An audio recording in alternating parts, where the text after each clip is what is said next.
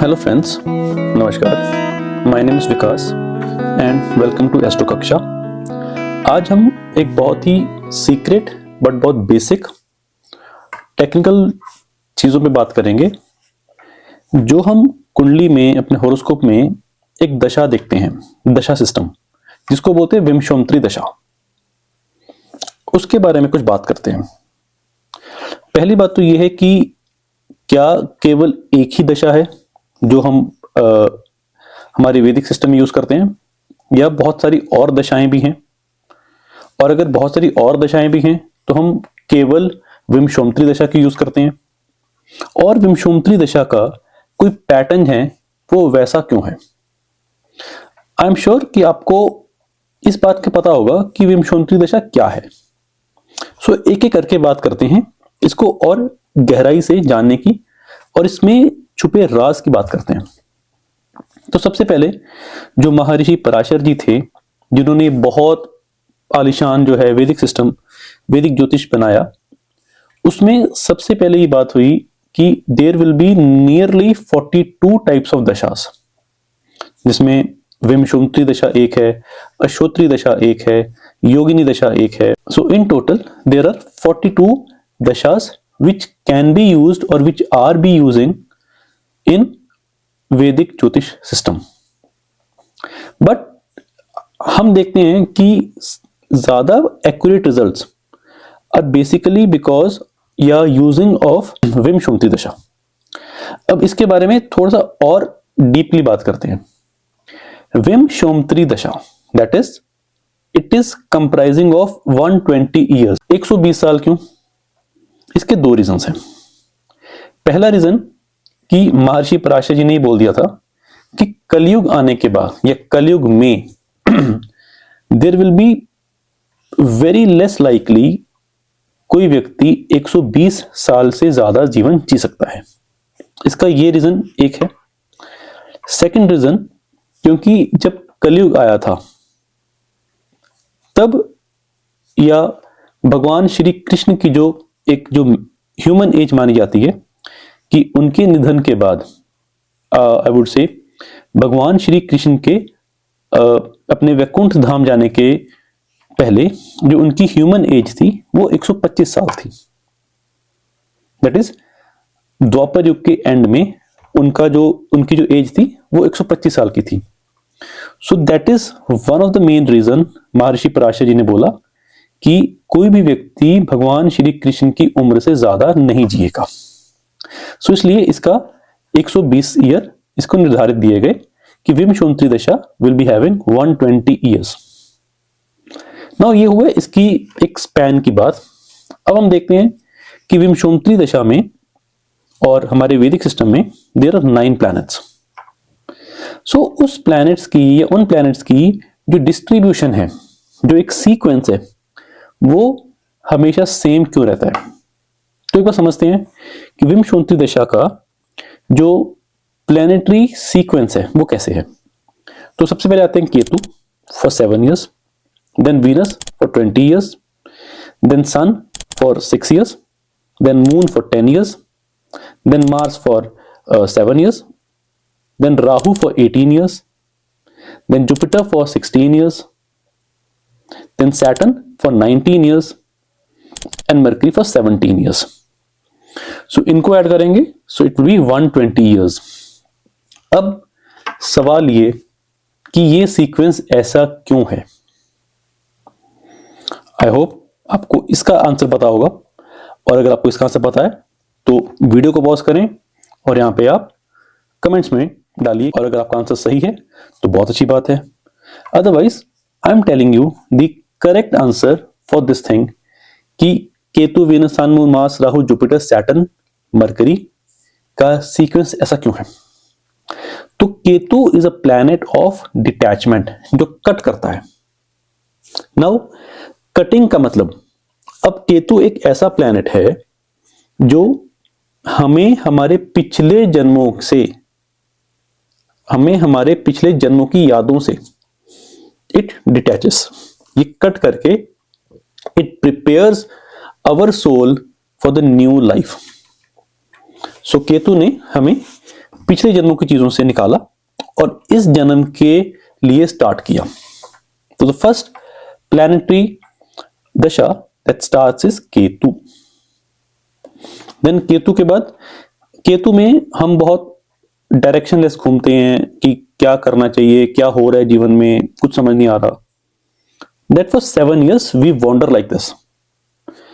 Then धीरे धीरे धीरे धीरे हमें दुनियादारी की समझ आती है।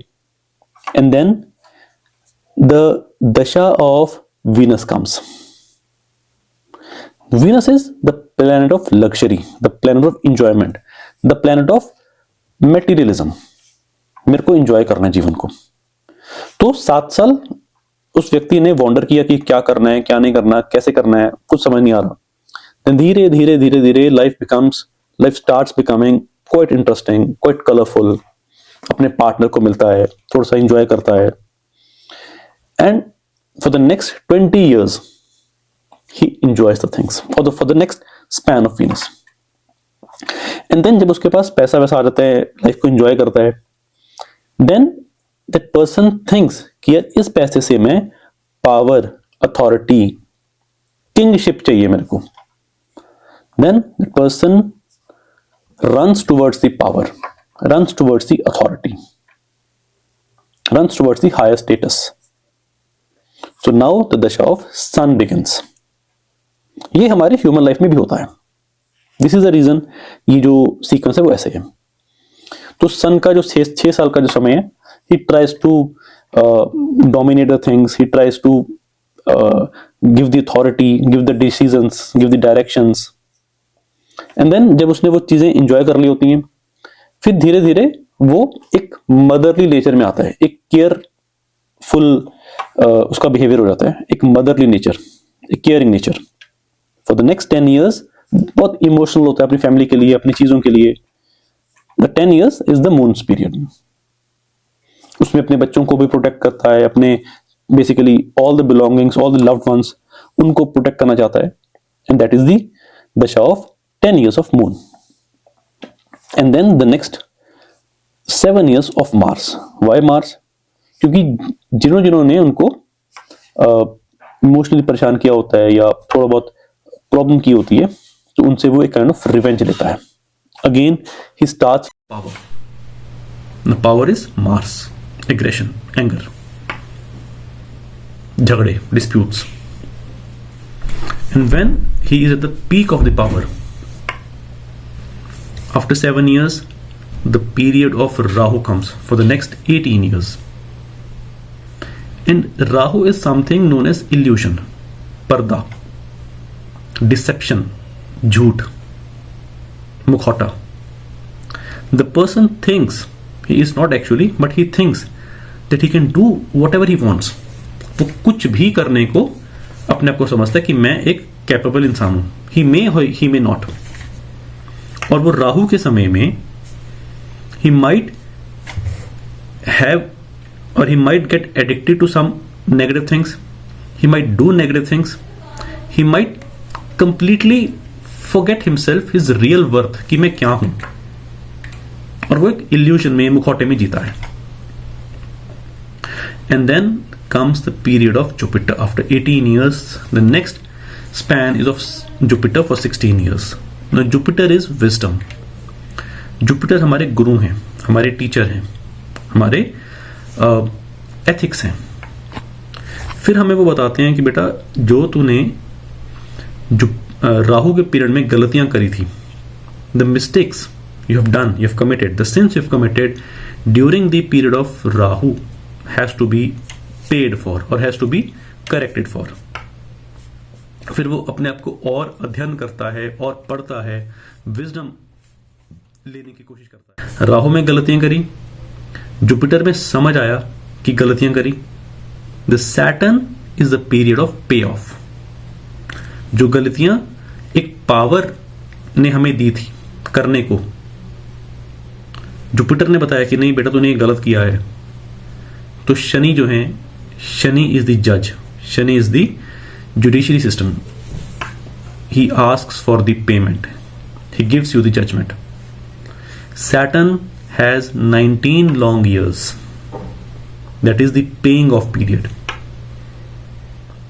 Saturn asks for patience, asks for tests, asks for your resilience, asks for acceptance. तो Saturn आपको grounded रखते हैं. Saturn asks you to be who you are. Saturn asks you for hard work without any gains, without any profit, without any return. And then finally the period of Mercury comes. जब सब कुछ पे of कर दिया, then the period of Mercury, the period of businessman, the period of commerce, the period of trade, the period of doing something, commerce, for the next 17 years. जब सब कुछ trade वगैरह कर लिया, कमर्स वगैरह कर लिया, पैसे वैसे कमा लिए, and then again the cycle repeats. The cycle of the दशा of केतु comes.